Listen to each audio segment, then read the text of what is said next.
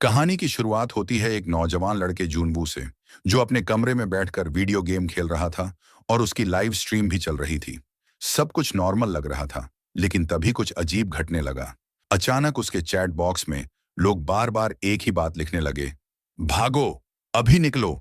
जूनवू को पहले लगा ये सब सिर्फ उसके फैंस का कोई प्रैंक है, लेकिन तभी उसके फोन पर एक सरकारी आपातकालीन चेतावनी आई और ठीक उसी वक्त बाहर से तेज धमाके की आवाज आई। उसके बाद चीख पुकार शुरू हो गई। कंफ्यूज होकर जूनवू बालकनी में गया और जैसे ही उसने बाहर झांका, उसके होश उड़ गए। पूरा इलाका अफरा तफरी में था। लोग इधर उधर जान बचाकर भाग रहे थे। कुछ बिल्डिंग्स से कूद रहे थे, कोई चिल्ला रहा था। एक फायर ट्रक सड़क पर बेकाबू होकर टकरा गया और तभी उसकी नजर पड़ी। एक इंसान दूसरे इंसान को जानवरों की तरह काट रहा था। जूनवू समझ ही नहीं पा रहा था कि ये हो क्या रहा है। तभी एक माँ अपनी छोटी बच्ची को बचाने के लिए हाथ में चाकू लेकर भागी, लेकिन जैसे ही उसने बेटी को पकड़ा, उसकी वही बेटी अचानक उस पर टूट पड़ी और उसे ही काटने लगी। जूनवू की रूह तक कांप गई। उसे समझ नहीं आ रहा था कि अब क्या किया जाए। तभी उसके फ्लैट के दरवाजे पर जोर जोर से कोई दस्तक देने लगा। उसने धीरे से झांक कर देखा तो बाहर सब शांत लग रहा था। थोड़ी हिम्मत करके उसने दरवाजा खोला और तभी एक आदमी तेजी से अंदर घुस आया। ये उसका पड़ोसी सांगचुल था, जिससे उसकी ज्यादा बनती नहीं थी। जूनवू घबरा गया और उसे जाने को कहा, लेकिन सांगचुल ने विनती करते हुए कहा कि उसे सिर्फ बाथरूम यूज करना है, बस 1 मिनट। जूनवू ने झिझकते हुए हाँ कर दी और टीवी ऑन किया। तभी उसे सच्चाई का पता चला। एक अजीब और खतरनाक वायरस पूरे शहर में फैल चुका है। यह वायरस इंसानों को खतरनाक झोंबी जैसा बना देता है और अगर कोई किसी को काट ले तो वह भी वैसा ही बन जाता है। इतना सुनते ही जूनवू की नजर सांगचुल के खून से सने कपड़ों पर पड़ी। उसका शक गहराने लगा। वह तुरंत एक चाकू उठा लाया और चिल्लाया, बाहर निकलो। सांगचुल बार बार कह रहा था कि वह ठीक है, लेकिन अचानक उसकी आंखें लाल हो गईं और उसका चेहरा बदलने लगा। वह झोंबी में बदल रहा था। गुस्से और डर में जूनवू ने पूरी ताकत लगाकर उसे बाहर धक्का दे दिया और फौरन दरवाजा बंद कर लिया। लेकिन अभी वह चैन की सांस भी नहीं ले पाया था कि एक और नई मुसीबत आ गई। उसके शोर की वजह से आसपास के झोंबी सतर्क हो गए थे और बाहर खड़ा सांगचुल, जो अब पूरी तरह से झोंबी बन चुका था, उसे एक और झोंबी ने आकर बेरहमी से मार डाला। जूनवू की हालत अब पूरी तरह बिगड़ने लगी थी। आंखों के सामने जो कुछ उसने देखा, वो किसी डरावने सपने से कम नहीं था। दहशत में आकर उसने सबसे पहले अपना फ्रिज खींचकर दरवाजे के सामने अड्डा दिया, ताकि बाहर से कोई झोंबी अंदर ना घुस पाए। इसके बाद उसने घबराकर अपने मम्मी पापा को कॉल करने की कोशिश की, सिर्फ ये जानने के लिए कि क्या वो अभी भी ठीक हैं। लेकिन किसी भी नंबर पर जवाब नहीं मिला। दिल की धड़कनें तेज हो रही थीं, लेकिन कुछ देर बाद उसकी माँ का एक छोटा सा मैसेज आया, हम अभी सेफ हैं, तुम घर से बाहर मत निकलना और रेस्क्यू का इंतजार करना। ये पढ़कर जूनवू को थोड़ी राहत तो मिली, लेकिन डर अब भी कायम था। रात होने पर उसने अपने पास रखे खाने के सामान को चेक किया। बहुत कम सामान बचा था। पहले उसने उसे 7 हिस्सों में बांटा ताकि कुछ दिन तो निकाल सके, लेकिन फिर दोबारा सोचा, क्या पता रेस्क्यू टीम आने में ज्यादा वक्त लग जाए। तो उसने उसी खाने को 9 छोटे छोटे हिस्सों में बांट दिया। अब उसके पास सिर्फ उम्मीद थी और थोड़ा सा खाना। अगली सुबह उसने इंटरनेट ऑन किया, शायद दुनिया के हालात समझ सके। वहां उसे कुछ ऐसे लोगों की वीडियो मिली जो मदद के लिए बुरी तरह चिल्ला रहे थे, गिड़गिड़ा रहे थे। वो अकेले नहीं था, लेकिन ये देखना और भी ज्यादा डरावना था। इससे प्रेरित होकर जूनवू ने भी अपने मोबाइल से एक वीडियो रिकॉर्ड की, एक विनती, एक पुकार, ताकि शायद कोई उसकी आवाज सुन ले। लेकिन जैसे जैसे समय बीतता गया, उसकी उम्मीदें भी टूटने लगीं। कुछ लोग तो लाइव स्ट्रीम करके अपनी मौत को दस्तक देते दिखे। वो समझ गया था कि अगर कोई मदद करने वाला होता तो अब तक शायद आ चुका होता, लेकिन अभी तक कोई नहीं आया। तभी उसकी नजर अपने कमरे में रखे एक छोटे से ड्रोन पर पड़ी। उसके दिमाग में एक आइडिया चमका। उसने फौरन अपना मोबाइल फोन ड्रोन से जोड़ दिया और उसे अपार्टमेंट से बाहर भेजा, ये जानने के लिए कि आसपास क्या चल रहा है। ड्रोन के कैमरे से मिली तस्वीरें बेहद डरावनी थीं। पूरी बिल्डिंग और कॉलोनी एक भयानक युद्ध का मैदान बन चुकी थी। हर तरफ खून, चीखें और झोंबी ही झोंबी। कोई इंसान जिंदा दिखाई ही नहीं दे रहा था। ऐसा लग रहा था जैसे अब कोई उम्मीद बाकी नहीं बची। थक हार कर खुद को थोड़ा सामान्य करने के लिए जूनवू ने फिर से अपना गेम शुरू करने की कोशिश की, जो वो पहले खेल रहा था। लेकिन जैसे ही उसने लॉगिन किया, स्क्रीन पर लिखा आया, सर्वर डिस्कनेक्टेड।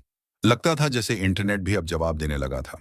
शायद बाहर फैले ज़ॉम्बी अटैक ने सर्वर सिस्टम को भी बर्बाद करना शुरू कर दिया था। गेम नहीं चला, वीडियो नहीं खुले, तो जूनबू ने सोचा कि थोड़ा सो ही लिया जाए। लेकिन जैसे ही रात के करीब 2:30 बजे हुए, अचानक नीचे से आती कुछ अजीब आवाजों से उसकी नींद टूट गई। थोड़ी चिंता और उत्सुकता के साथ वह खिड़की के पास गया और नीचे झांका।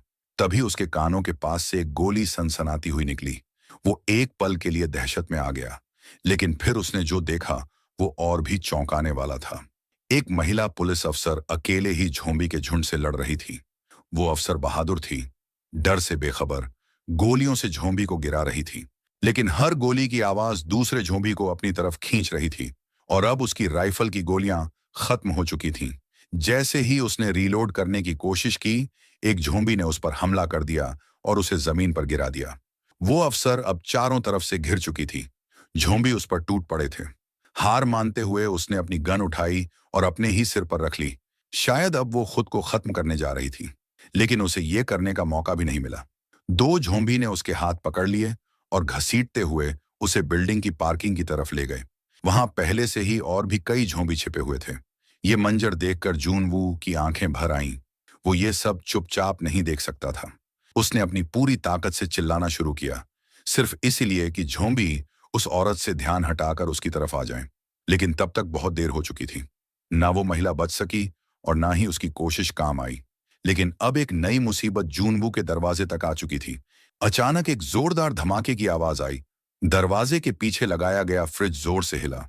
किसी ने बाहर से उसे लात मारी थी। वो कोई और नहीं, वही भयानक ज़ॉम्बी था जिसने उसके पड़ोसी सांगचुल को मार डाला था। अब वो सीधे जूनवू की तरफ आ रहा था। जूनवू ने डर के मारे तुरंत फ्रिज को दोबारा दरवाजे पर धकेलने की कोशिश की, लेकिन वो ज़ॉम्बी इतना ताकतवर था कि वो किसी भी पल दरवाजा तोड़ सकता था। इसी बीच जूनवू के दिमाग में एक आइडिया आया। ये ज़ॉम्बी स्मार्ट नहीं है, लेकिन मैं हूं। जैसे ही ज़ॉम्बी ने दरवाजा तोड़ना शुरू किया, जूनवू दौड़कर बालकनी पर गया और बिना कुछ सोचे वह रेलिंग से नीचे की तरफ लटक गया। ज़ॉम्बी ने उसे पीछा करते हुए छलांग मारी, लेकिन वह सीधे ऊंची बिल्डिंग से नीचे गिर गया। जूनवू मुश्किल से बालकनी की ग्रिल पकड़ पाया, लेकिन किसी तरह अपना संतुलन बनाते हुए वापस ऊपर चढ़ गया। एक बार फिर वो मौत के मुंह से बाल बाल बच निकला। लेकिन अब वो जानता था कि ऐसे और मौके आते रहे तो ज्यादा दिन जिंदा रह पाना आसान नहीं होगा। जूनवू ने जैसे ही नीचे झांका, उसका दिल टूटकर बिखर गया। जिसे वो बचाना चाहता था, वो बहादुर महिला पुलिस अफसर, अब खुद एक ज़ॉम्बी बन चुकी थी। उसे देखकर लग रहा था जैसे इंसानियत ने हार मान ली हो। अब जूनवू पूरी तरह टूट चुका था। उसने अपना दरवाजा और भी कसकर बंद कर लिया, जैसे खुद को इस डरावनी दुनिया से पूरी तरह अलग करना चाहता हो। उसने बाहर की दुनिया से उम्मीदें छोड़ दी। अब उसकी जिंदगी बस 4 दीवारों के अंदर ही रह गई थी। उसने अपने पापा की पुरानी शराब की बोतलें निकाल लीं और धीरे धीरे पीने लगा। भूख लगी तो इंस्टेंट नूडल्स खा लिए, थक गया तो सो गया, और जब मन टूटता तो चुपचाप रो लिया। एक अजीब सा सन्नाटा उसके जीवन का हिस्सा बन चुका था। लेकिन यह सन्नाटा ज्यादा दिन नहीं टिक सका। धीरे धीरे उसके पास खाने पीने का सामान भी खत्म होने लगा। अब हालात बद से बदतर हो चुके थे। उसे लगने लगा कि अब उसका अंत निकट है। लेकिन तभी किस्मत ने एक आखिरी बार दस्तक दी। उसके मोबाइल पर उसकी मां का एक वॉइस मैसेज आया। उम्मीद की हल्की सी किरण दिखी, लेकिन सिग्नल बहुत कमजोर था। मैसेज प्ले ही नहीं हो रहा था। जूनवू ने एक बड़ा रिस्क लिया। वह अपने अपार्टमेंट की खिड़की से बाहर चढ़ गया ताकि मोबाइल में बेहतर नेटवर्क आ सके। जैसे तैसे उसने सिग्नल पकड़ लिया, लेकिन जो उसने उस मैसेज में सुना, उसने उसकी आत्मा तक को झकझोर दिया। मैसेज में उसकी मम्मी और पापा की दर्द भरी चीखें थीं। ज़ॉम्बीज़ ने उन पर हमला कर दिया था। जूनवू बस सुनता रहा, बेबस, लाचार। अब उसके पास कोई नहीं बचा था। माँ बाप की मौत की खबर ने उसे भीतर तक तोड़ दिया। उसे लगा कि अब जीने का कोई मतलब नहीं रहा। लेकिन उसने हार मानने की बजाय अपने भीतर का दर्द बाहर निकालने का फैसला किया। वह गुस्से और गम से भरा हुआ था। उसने दरवाजा खोला और सामने दिखे ज़ॉम्बी पर हमला कर दिया। जानबूझकर बहुत शोर मचाया ताकि और ज़ॉम्बी उसकी तरफ आकर्षित हो जाएं। लेकिन जब कोई रिएक्शन नहीं आया तो उसने डरते डरते एक कदम बाहर रखा। जैसे ही वह बाहर निकला, सामने से ज़ॉम्बी का एक बड़ा झुंड उसकी तरफ दौड़ता हुआ आ गया। जूनवू तैयार तो था, लेकिन अंदर से बेहद डरा हुआ। वो दौड़ पड़ा, पागलों की तरह। हर तरफ सिर्फ मौत का साया था। उसने फौरन लिफ्ट का बटन दबाया, लेकिन तभी एक और बड़ा झोंबी झुंड उस पर टूट पड़ा। किसी तरह वह पास में पड़े एक कचरे के डिब्बे के पीछे छिप गया। सांस रोककर बैठा रहा। झोंबीज पास से गुजर गए और शायद उसे नहीं देख पाए। मौका मिलते ही वह तुरंत अपने अपार्टमेंट की ओर भागा, लेकिन तभी उसे पीछे से किसी के कदमों की आहट सुनाई दी। शुक्र की बात यह थी कि पीछा कर रहा झोंबी अंधा था। वह जून वू को देख नहीं पाया। जून वू ने बिना देर किए अपने फ्लैट का दरवाजा खोला और खुद को अंदर बंद कर लिया। लेकिन उसके द्वारा की गई हल्की आवाज भी अब झोंबीज को आकर्षित करने लगी थी। चौंकाने वाली बात यह थी कि कुछ झोंबी अब भी इंसान होने की कुछ हल्की यादें अपने भीतर रखे हुए थे। वो दरवाजा खोलने की कोशिश करने लगे, जैसे उन्हें आदत हो किसी नॉब को पकड़ने की। मगर कुछ देर कोशिश करने के बाद वो थक गए और वहां से चले गए। उस रात जूनवू ने मान लिया था कि अब उसका सफर यहीं खत्म हो गया है। माता पिता की मौत, अकेलापन, भूख, डर, इन सब ने उसे अंदर से खोखला कर दिया था। उसने खुद से हार मान ली थी और जब अंदर की सारी उम्मीद बुझ चुकी थी, तब उसने अपने मोबाइल कैमरे के सामने एक आखिरी वीडियो रिकॉर्ड किया। एक अलविदा दुनिया को और खुद को। लेकिन जैसे ही उसने खुद को खत्म करने की कोशिश की, उसी पल उसकी खिड़की के पार एक चमकती हुई लाल रोशनी नजर आई। वो रोशनी सामने की इमारत से आ रही थी। जून वो अचानक रुक गया। उसकी आंखें उस रोशनी पर टिक गईं और तभी उसे वहां एक लड़की दिखाई दी, जवान, होशियार और जिंदा। उसने लाल टॉर्च से इशारा किया और जूनवू की तरफ देखा और मुंह से सिर्फ एक शब्द निकाला, इडियट। लेकिन यह गाली जूनवू को किसी तोहफे से कम नहीं लगी। इतनी तबाही में किसी जिंदा इंसान का मिलना उसे जिंदगी की तरफ फिर से खींच लाया।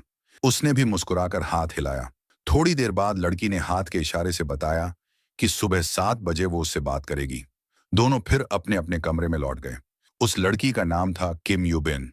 वो भी उसी तरह जिंदा थी जैसे जूनवू, लेकिन उसमें एक बात खास थी। वो इस सर्वाइवल सिचुएशन में काफी समझदार और सख्त थी। किम ने अपने अपार्टमेंट को अच्छी तरह से सुरक्षित किया हुआ था। अंदर खाने का सामान सहेज कर रखा था। हर चीज को सीमित मात्रा में इस्तेमाल करती थी। उसने अपने कमरे में कई तरह के ट्रैप्स भी लगा रखे थे, ताकि कोई झोंबी अंदर घुस भी आए तो जिंदा न बच सके। अगली सुबह जब दोनों ने इशारों में एक दूसरे को नाम बताया, तो जून वो बेहद खुश था। लेकिन उस वक्त वो बहुत भूखा भी था। पेट दर्द कर रहा था। किम ने उसकी हालत देखकर तय किया कि उसे कुछ खाना भेजना चाहिए। उसने एक प्लान बनाया। उसने एक बेसबॉल में रस्सी बांधी और उसे सामने की बिल्डिंग में फेंकने की कोशिश की, ताकि दोनों अपार्टमेंट को एक तरह से जोड़ा जा सके। लेकिन दूरी का अंदाजा थोड़ा गलत हो गया। सौभाग्य से जूनवू ने समझ लिया कि किम क्या करना चाहती है। उसने तुरंत अपना ड्रोन निकाला, रस्सी उसमें बांधी और उसे उड़ाकर सीधे किम के पास भेज दिया। यह आइडिया काम कर गया। थोड़ी ही देर में किम ने फूड पैकेट रस्सी से बांधकर उसकी तरफ भेज दिया। जूनवू के चेहरे पर पहली बार मुस्कान आई। उसने कई दिनों बाद ढंग का खाना खाया, लेकिन यह राहत ज्यादा देर तक नहीं चली। अचानक एक फायरमैन, जो अब झोंबी बन चुका था, उसकी नजर रस्सी और बेसबॉल पर पड़ गई। वह धीरे धीरे उस दिशा में बढ़ने लगा। जूनवू ने तुरंत किम को चेतावनी दी। किम ने रस्सी खोलने की कोशिश की, लेकिन तभी झोंबी ने जोर से रस्सी खींची और उसका असर यह हुआ कि किम के ऊपर एक भारी टेबल गिर पड़ी और वह बेहोश हो गई। अब हालात और भी बिगड़ चुके थे। वो झोंबी किसी आम झोंबी जैसा नहीं था। उसमें इंसानों जैसा सोचने की शक्ति बची थी। वो सीधे बिल्डिंग की दीवार पर चढ़ने लगा और किम के कमरे की तरफ बढ़ रहा था। जूनवू ने पास से एक बोतल उठाई और उसे झोंबी की तरफ फेंकी, ताकि उसका ध्यान भटके, लेकिन उसका कोई असर नहीं हुआ। वो रुकने वाला नहीं था। अब आखिरी कोशिश के तौर पर जूनवू ने फिर से अपना ड्रोन उड़ाया। इस बार वो झोंबी के चेहरे के पास जाकर उसे परेशान करने लगा। ये चाल थोड़ी देर के लिए काम कर गई, लेकिन झोंबी ने गुस्से में आकर ड्रोन पर एक जोरदार वार किया और वो नीचे गिर गया। जैसे ही झोंबी किम के कमरे में घुसने ही वाला था, सौभाग्य से किम को होश आ गया। वो फुर्ती से खड़ी हुई और खुद को बचाया। उसी शाम तेज बारिश होने लगी। दोनों ने इस मौके का फायदा उठाया। उन्होंने बर्तन और कटोरे बाहर रख दिए, ताकि पानी इकट्ठा कर सकें। इतने दिनों बाद उन्हें पानी की भी उम्मीद नजर आई। फिर किम ने दूरबीन निकाली और एक दिलचस्प चीज देखी।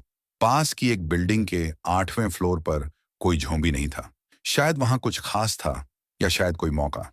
समय अब तेजी से आगे बढ़ रहा था, लेकिन उनके पास जो थोड़ा बहुत खाना बचा था वो अब लगभग खत्म हो चुका था। हालात ऐसे हो चुके थे कि अगर उन्हें जिंदा रहना है तो अब अपार्टमेंट से बाहर निकलकर कुछ खाने का इंतजाम करना ही होगा। डर अपनी जगह था, लेकिन भूख अब जानलेवा बन चुकी थी। उस रात जूनवू ने तय किया कि वो खुद जाकर कुछ खाने का सामान ढूंढेगा। उसने अपने पैरों पर तौलिया लपेट लिया ताकि चलते वक्त कोई आवाज ना हो। फिर हाथ में बेसबॉल बैट लिया और धीरे से दरवाजे को खोला। बाहर गलियारे में सब कुछ शांत था और डरावना भी। चलते चलते उसकी नजर एक लाश पर पड़ी। वो उसके ही किसी पड़ोसी की थी। लाश के पास कुछ चाबियां पड़ी थीं। जूनवू ने वो चाबियां उठाई और पास वाले एक फ्लैट का दरवाजा खोल लिया। जैसे ही वो अंदर गया, वहां एक आदमी फर्श पर पड़ा था। उसने सावधानी से एक जूता उठाकर उस पर फेंका। कोई हरकत नहीं हुई। लग रहा था कि वह मर चुका है। थोड़ी राहत महसूस करते हुए जूनवू ने पूरे घर की तलाशी लेनी शुरू कर दी। फ्रिज खोलते ही सड़ी हुई चीजों की बदबू ने उसे उल्टी करवा दी। लेकिन शुक्र है, कुछ डिब्बा बंद खाना और ड्रिंक्स अब भी सही सलामत थे। उसने उन्हें पैक किया और वापसी की तैयारी की। जाते वक्त उसे और भी खाने के पैकेट और 2 वॉकी टॉकी भी मिल गए। लेकिन बस यहीं पर उससे एक चूक हो गई। जिज्ञासावश उसने वहां पड़ी लाश को गौर से देखने की कोशिश की और तभी पीछे से एक झोंबी ने उस पर झपट्टा मारा।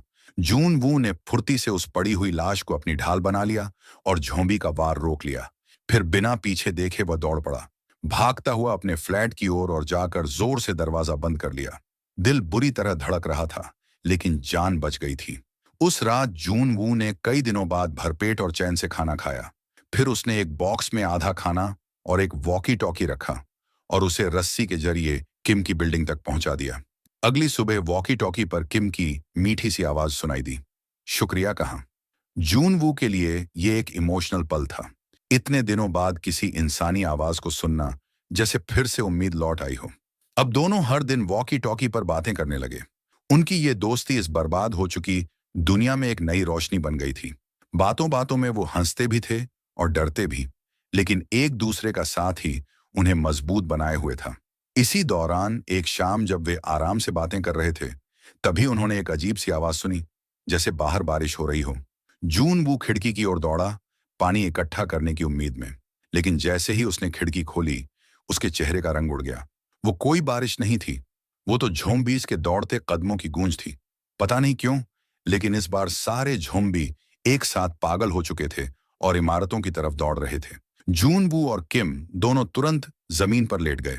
अब एक हल्की सी भी आवाज उनकी मौत बन सकती थी।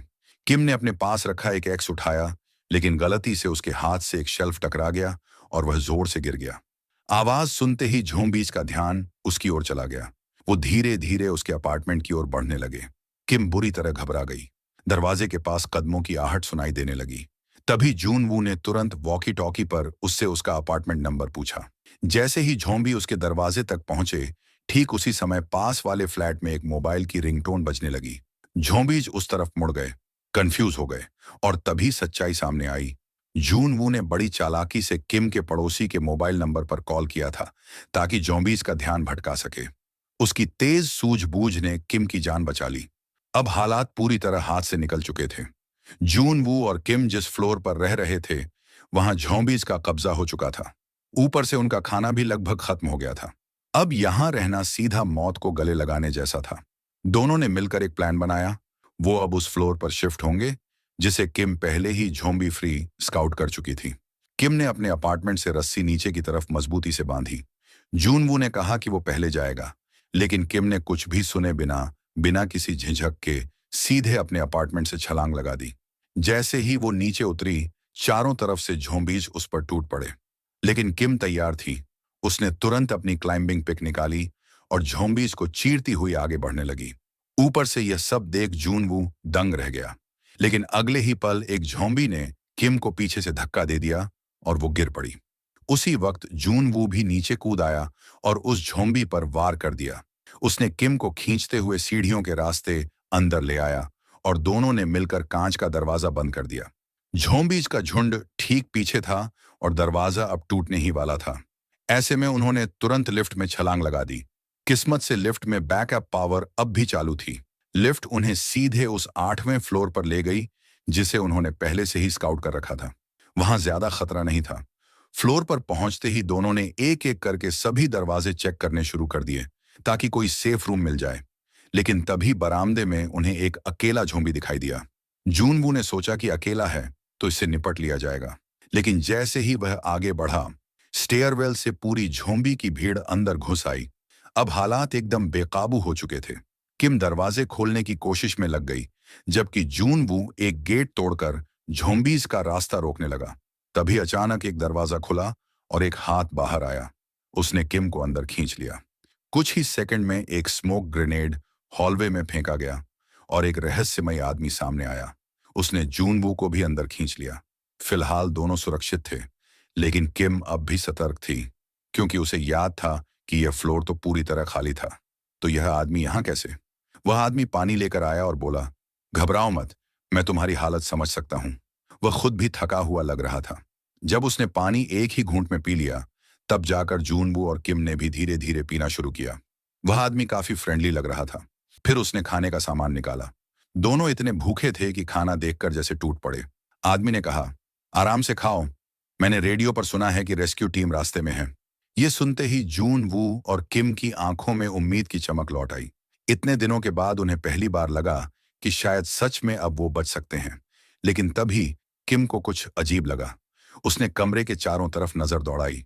दीवारों पर कुछ फैमिली फोटो थीं, लेकिन उनमें से कोई भी उस आदमी से मेल नहीं खाता था। वो उलझन में पड़ गई और तभी जूनवू अचानक उसकी बगल में बेहोश होकर गिर गया। किम घबरा गई, लेकिन अब उसकी भी नजरें धुंधली होने लगी थीं और कुछ सेकंड में वह भी फर्श पर गिर पड़ी। उस रहस्यमयी आदमी का असली चेहरा अब सामने आने वाला था। जैसे ही किम होश में आई, उसने खुद को एक अजीब से कमरे में पाया। उसकी आंखों के सामने एक महिला थी, जो किसी जंजीर से बंधी हुई थी। उसकी आंखें लाल थीं और उसके शरीर से अजीब हरकतें हो रही थीं। तभी उसे एहसास हुआ, ये कोई और नहीं, उस आदमी की पत्नी थी, लेकिन अब वो पूरी तरह ज़ॉम्बी बन चुकी थी। वो आदमी अपनी पत्नी को किसी भी हाल में खोना नहीं चाहता था। इसलिए जब वो ज़ॉम्बी बन गई, तब भी उसने उसे अपने पास ही रखा और उसकी भूख मिटाने के लिए वो चुपचाप दूसरे बचे हुए लोगों को लाकर उसे खिला देता था। इस बिल्डिंग की जो पुरानी फैमिली थी, वो सब अब इस खौफनाक भूख का हिस्सा बन चुकी थी। किम के सामने अब असली खतरा था, सिर्फ ज़ॉम्बी नहीं, बल्कि इंसानी पागलपन। वो आदमी बाहर से धीरे धीरे रस्सी ढीली करने लगा, जिससे ज़ॉम्बी पत्नी बंधी थी। किम की चीख सुनाई दी, लेकिन उसके पास भागने की जगह नहीं थी। डर से कांपती हुई वो पीछे हटने लगी। उसी पल जूनवू की भी आंख खुल गई। हालात समझते ही उसने लड़खड़ाते हुए खुद को उठाया और बंदूक लेकर उस आदमी पर तान दी। पर वो आदमी बिल्कुल शांत था, मानो उसने हार मान ली हो। उसकी आंखों में सिर्फ थकावट थी। जूनवू ने आगे बढ़कर रस्सी पकड़ने की कोशिश की, लेकिन ज़ॉम्बी इतनी ताकतवर थी कि वो काबू में नहीं आई।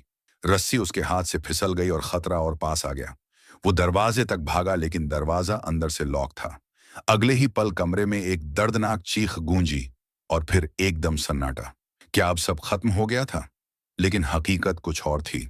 किम ने होशियारी दिखाई थी। उसने ज़ॉम्बी के मुंह पर तकिया रखकर अपने आप को बचा लिया था। लेकिन आदमी अब भी उस ज़ॉम्बी औरत को वैसे ही प्यार से देख रहा था, जैसे पहले देखा करता था। किम ये सब और बर्दाश्त नहीं कर सकी। उसने बंदूक उठाई और दोनों को वहीं खत्म कर दिया। लेकिन उस एक गोली की आवाज ने इमारत के हर ज़ॉम्बी को जगा दिया। चारों तरफ से राक्षसी भीड़ दरवाजे तोड़ने लगी। अब उनके पास सिर्फ दो रास्ते थे, या तो लड़ो या फिर मरने के लिए तैयार हो जाओ। किम और जूनवू ने एक दूसरे को देखा, हल्की सी मुस्कान दी और हथियार उठा लिए। मगर तभी एक तेज आवाज आई, किसी हेलीकॉप्टर की। वे भागकर खिड़की की तरफ गए और आंखों में उम्मीद की चमक दौड़ पड़ी। सचमुच रेस्क्यू हेलीकॉप्टर आ चुका था। दोनों हिम्मत जुटाकर दौड़े, ज़ॉम्बीज को चकमा देते हुए छत तक पहुंचे। जूनवू ने रास्ते में पड़ी साइकिल ज़ॉम्बीज की भीड़ के बीच फेंक दी ताकि वे रुक जाएं। ऊपर पहुंचते ही उन्होंने दरवाजा बंद कर दिया, पर ज़ॉम्बी तो दरवाजे को तोड़ ही रहे थे।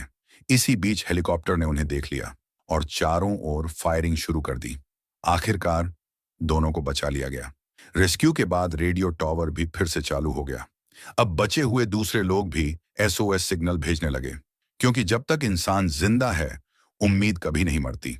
इसी के साथ ये थ्रिल और सर्वाइवल से भरी कहानी यहीं खत्म होती है। अगर आपको ये वीडियो पसंद आया हो तो एक प्यारा सा लाइक ठोक देना, चैनल को सब्सक्राइब जरूर करना और कमेंट में बताना कि आपको कहानी कैसी लगी।